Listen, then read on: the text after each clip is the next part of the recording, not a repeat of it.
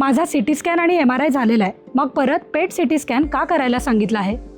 CT scan, sonography किंवा MRI हे ज्या मोडॅलिटीज आहेत या मुख्यत्वे स्ट्रक्चरवर भर देतात. म्हणजे त्याचा एखाद्या गोष्टीचा साईज कसा आहे, ते जागेवर आहे की नाही, त्याच्या आजूबाजूची रिलेशन कशी आहे याची माहिती या स्कॅन्समधनं कळते. पण तो पर्टिक्युलर एरिया किंवा तो पर्टिक्युलर भाग काम करतोय की नाही, किती काम करतोय, किती ग्लुकोज वापरतोय ह्या गोष्टी मात्र त्यामध्ये कळत नाहीत. पेट स्कॅनमध्ये काय करतो आपण की ग्लुकोजचा वापर, फॉर एक्झाम्पल FDG स्कॅन जर घेतला आपण, FDG पेट स्कॅन, की त्याच्यामध्ये आपण ग्लुकोजसारखं संयुग वापरतो आणि त्यामुळे आपल्याला कळतं की शरीरात ग्लुकोजचा वापर किती आणि कुठे किती केवढा होतो आहे ते.